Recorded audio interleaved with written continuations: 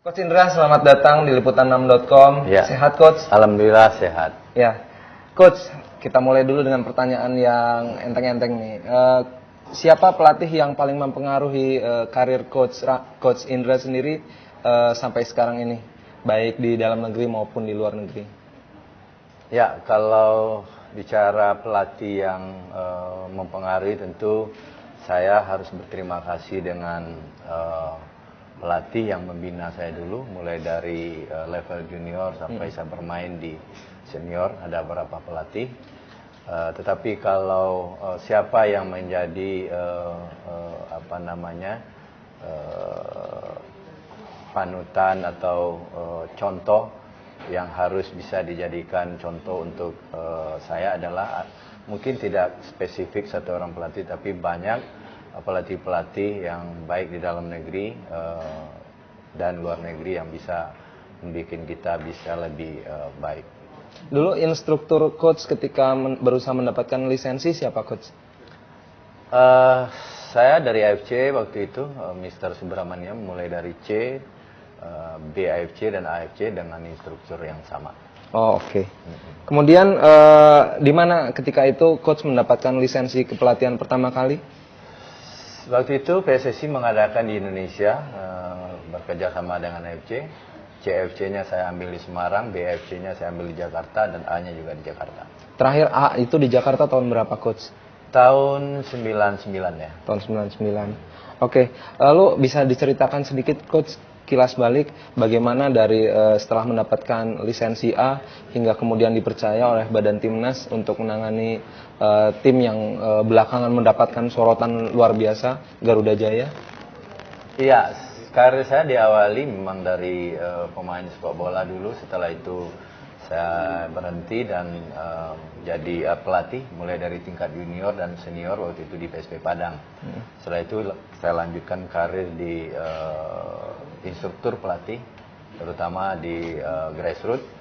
Dan setelah itu tahun 2011 bulan September kalau nggak salah, saya dipercayakan oleh Badan Tim Nasional, oleh PSSI, untuk menangani tim nasional junior U16 mengikuti kualifikasi Piala Asia di Bangkok.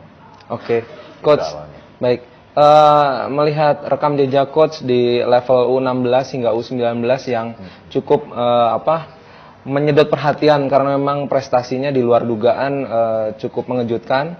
Itu ada pertimbangan apa, Coach? Mana yang lebih kuat dari sisi kepelatihan selama kurun katakanlah 3 tahun terakhir ini, sisi mental atau sisi teknis? Iya, performan seorang pemain dan performan tim kan ditentukan oleh 4 faktor. Pemain itu harus punya skill yang bagus, kemampuan fisik bagus, kemampuan dan kecerdasan taktikal yang bagus. Dan terakhir tentu mental yang bagus. Yang paling lemah kita mungkin memang skill sepak bola kita yang memang tidak terlalu bagus.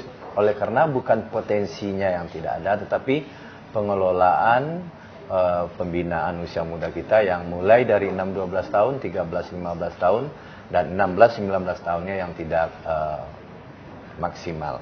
Ya, baik. Ketika membandingkan Coach pelatihan teknik-teknik dasar untuk pemain yang ditangani oleh Coach Indra sekarang dengan bagaimana Coach Indra sendiri dulu berkembang dari mulai sebagai pemain hingga akhirnya masuk ke tim utama di klub dan seterusnya, itu mana yang lebih baik, Coach? Apakah ketika Coach kecil dulu atau sekarang sudah ada perkembangan? Oh, sangat bagus ya, di sisi fasilitas juga lebih bagus sekarang. Mungkin yang perlu lebih dipercepat kemajuan adalah SDM kepelatihan kita. Kita bersyukur SSB di Indonesia sungguh sangat banyak, dan para pelatih juga mau ya, bahkan ada yang tidak digaji pun pelatih usia muda kita, dia mau melakukan kegiatan itu. Tetapi kan tidak cukup hanya kemauan, tetapi kita juga harus memperbanyak pelatih, dan yang kedua meningkatkan kualitas pelatih. Bisa dibayangkan Jepang yang sebesar itu punya pelatih lebih kurang 61.000, kita baru hanya 3.000 dengan luas yang sangat ini. Berarti belum proporsional ya Coach ya jumlah Sangat belum proporsional. Baik, Coach, kembali ke Garuda Jaya nih. Ya. Dalam perjalanannya ada puji dan caci maki di Twitter, di Facebook, di media secara terbuka. Ceritakan sedikit dong Coach, pengalaman yang paling menyenangkan dan tidak menyenangkan dari interaksi dengan masyarakat selama melatih U19 itu Coach. Ya, untuk saya dan itu yang kami bangun di Tim Nasional U19, apa yang kami lakukan selalu menyenangkan karena kami memang bekerja dengan ikhlas dan ingin memajukan, memberikan kebanggaan kepada bangsa dan negara. Tentu ada duka, dinamika, ya, situasi-situasi yang tidak mengenakan, dan itu yang alhamdulillah bisa kami manage dengan baik. Ya, tapi pernah nggak Coach terima mention misalnya yang orangnya tidak kenal siapa tiba-tiba mencaci maki begitu saja, tuh pernah nggak? Iya, untuk saya itu tidak terlalu saya hiraukan. Ada yang memuji, ada yang mencaci. Kan itu bagian dari dinamika kehidupan lah. Dan untuk kami, untuk saya pribadi tidak akan menjadi masalah. Bahkan menjadi motivasi tersendiri untuk saya. Ya. Pernah nggak ada pemain Coach di tim Garuda Jaya yang curhat sama Coach Indra bahwa mereka mengalami hal yang sama lewat media diteror atau apa, lalu apa yang dinasihatkan oleh Coach Indra pada mereka?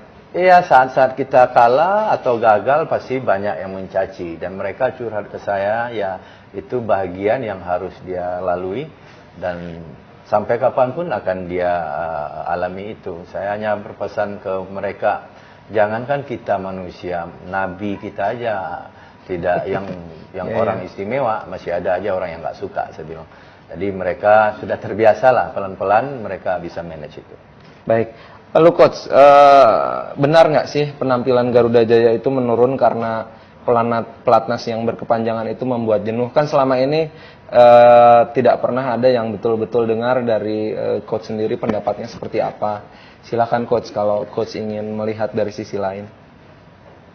Idealnya tim nasional itu tidak ada tes jangka panjang, tetapi kemarin kita bersepakat untuk melakukan tes jangka panjang dengan alasan tidak ada jaminan satu apapun pemain yang setelah juara AFF kemarin, kalau kita serahkan ke klub, dia dapat kesempatan kepelatihan yang baik, dapat kesempatan bermain yang baik, dan untuk itu kita putuskan ya melakukan TC jangka panjang dari bulan Oktober sampai ke bulan Oktober, lebih kurang 1 tahun.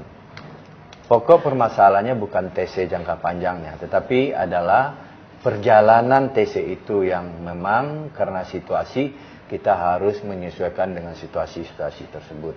Dan ini yang mungkin kita harus evaluasi ke depan, apa sih penyebabnya, makanya target atau periodisasi persiapan yang kita bikin itu tidak mencapai peak performanya.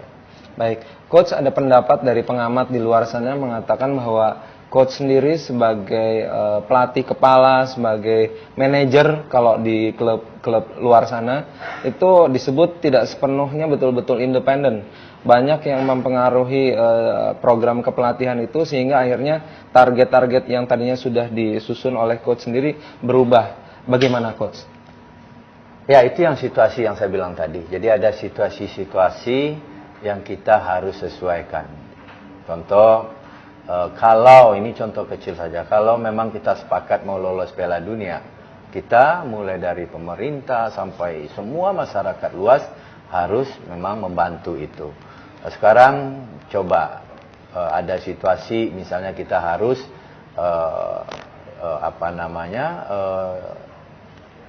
berharap dari sponsor, dan untuk itu kan kita perlu penyesuaian. Penyesuaian itu kemungkinan yang menjadi penyebab, contoh mungkin uji coba yang terlalu banyak, uji coba yang jaraknya yang terlalu rapat, atau moving perjalanannya yang terlalu padat. Ini tentu perlu pengkajian yang lebih dalam apakah itu penyebabnya. Tetapi kami pastikan ada situasi-situasi yang sudah kita rancang ideal harus disesuaikan dengan situasi yang ada. Baik Coach, kemudian Coach, selama Coach melakukan persiapan dengan Garuda Jaya, itu kan jauh dari keluarga ya coach ya, Hmm. dari anak, dari istri. Bagaimana tanggapan mereka selama coach melakukan itu? Apakah dengan kondisi yang muncul belakangan, dengan coach sudah berhenti dari melatih timnas U19, apakah mereka justru gembira karena akan lebih banyak waktu luang dengan coach Indra? Ya, alhamdulillah sekarang memang tidak ada kegiatan di tim nasional, tetapi sama saja saya banyak kegiatan, malahan tambah banyak kegiatan, dan kami keluarga sudah terbiasa ya, hampir dari 5 tahun terakhir lah, sebelum tim nasional juga saat saya jadi instruktur juga sering meninggalkan keluarga, bahkan yang dengan tim nasional U19 hampir 2 tahun terakhir saya lebih banyak ke pemain daripada ke anak saya. Makanya waktu pulang pun anak saya juga terbiasa sudah ditinggalkan, ya kadang-kadang dia nanya malahan kapan pergi lagi Pak. Oke, coach, sobat liputan 6 sendiri mungkin belum tahu coach sendiri home base-nya di mana coach? Anak istri tinggal di mana coach? Oh iya, saya sebenarnya kan asli udah tahu lah Sumatera Barat. Ya. Tapi dari 2009 ya, saya udah pindah ke Jogja dan stay di Jogja. Oh, berarti dalam 3 tahun terakhir ini berapa kali sih bisa dihitung dengan jari atau memang sering meluangkan waktu pulang ke Jogja, coach? Kalau saat persiapan Piala Asia 1 tahun terakhir, tertolong dengan TC-nya Tim Nasional U19 di Jogja. Saat itu mungkin saya lebih bisa berinteraksi secara langsung dengan keluarga. Tetapi walaupun kita TC di Jogja kemarin, saya tetap mendampingi anak-anak Tim Nasional 19 di hotel. Oke, coach, kabarnya dilamar Persipura dan Juventus nih. Bisa konfirmasi, coach? Ya, belum ada yang secara langsung ya, tapi saya hanya berprinsip saya akan melakukan hal yang terbaik untuk sepak bola Indonesia. Baik. Kemudian coach, kalau diminta memilih nih, menangani tim yang memang betul-betul baru atau menangani tim yang dikuasai atau didominasi oleh pemain-pemain ex-U Garuda Jaya ya, U19 Garuda Jaya, itu coach memilih yang mana? Karena kan U19 sekarang 7 pemain ada di Persebaya. Apakah akan lebih memudahkan kalau coach melatih mereka ketimbang tim yang benar-benar baru? Secara tenis itu memudahkan, ya. Secara tenis itu memudahkan. Tetapi saya punya niat dan keinginan harus banyak generasi-generasi setelah Evan Dimas dan kawan-kawan. Itu kan harus tugas kita bersama. Idealnya harus setiap klub itu punya akademi. Ya, dia yang membina pemain. Jangan terbalik, tim nasional yang membina pemain atau PDSI yang membina pemain, klub yang mengambil gitu. Tapi harus sebaliknya. Itu ke depan yang lebih ideal. Baik, kemudian coach, kalau melihat coach kan dari kecil sampai sekarang lekat dengan sepak bola. Tapi cita-cita coach Indra sendiri waktu kecil itu apa sih? Waktu kecil saya ya cita-cita jadi dokter, tapi saya lolos ke ekonomi, ya saya akhirnya pilih dua-dua, ekonomi dan sepak bola. Oh, oke. Ya dulu dokter, kini jadi pelatih sepak bola yang tenar di Indonesia. Menyesal nggak coach? Artinya apakah menikmati kondisi yang muncul sekarang ini?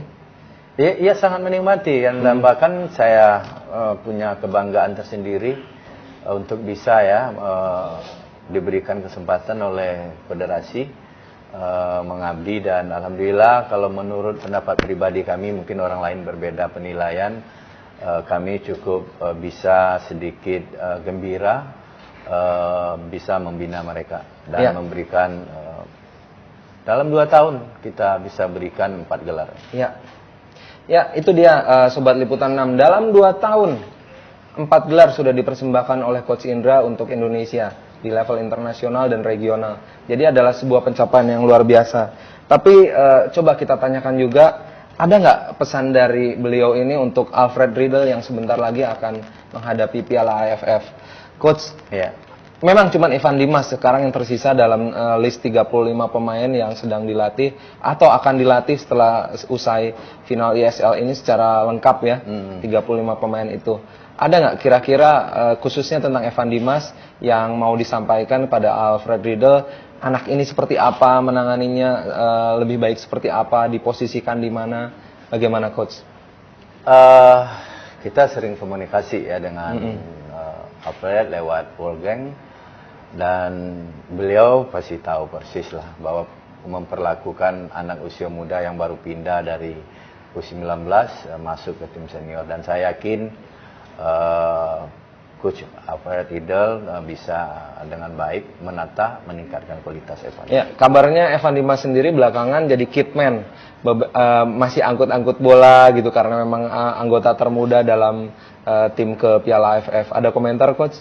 Oh enggak, itu bukan karena dia terpaksa, karena memang kita sudah menanamkan di U19 bahwa semua pekerjaan yang ada itu tanggung jawab bersama. Jadi biasa aja di tim nasional U19, Evan Dimas itu ngangkat bola, ngangkat air, itu udah biasa. Oh, oke. Jadi bukan di pelonco ya, Coach ya? Oh, bukan. Oke, Coach. Terakhir, Coach.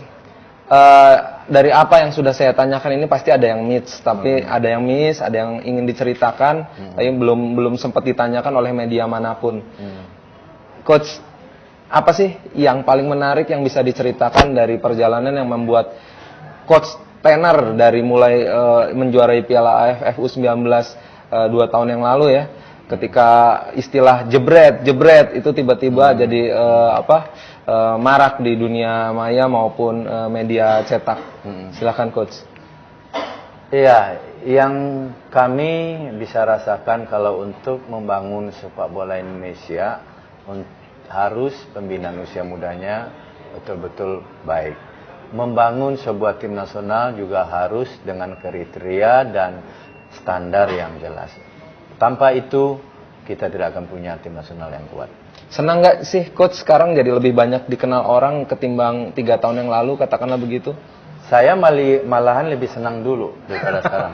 Privasi terganggu, Coach, atau gimana? Tidak terganggu sama sekali, tetapi kadang-kadang ada jadwal-jadwal yang harus kita sesuaikan, dan kadang-kadang jam-jam latihan juga sedikit terganggu. Ya.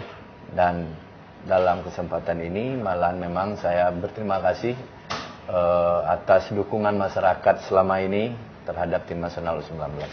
Baik. Ya, Sobat Liputan6.com, sudah panjang pembicaraan kita dengan Coach Indra. Sebagai penutup saya ingin katakan bahwa di jagat maya hashtag terima kasih Indra Syafri itu sedang tren. Jika memang Sobat Liputan6.com ada yang ingin disampaikan kepada Coach Indra, silakan carilah tanda pagar itu di jagat maya Twitter dan sampaikan langsung, karena Coach Indra juga mengikuti perkembangan di sana ya, Coach ya. Insya Allah saya ikuti. Baik, terima kasih Sobat Liputan 6. Sekian wawancara kami dengan Coach Indra. Salam olahraga.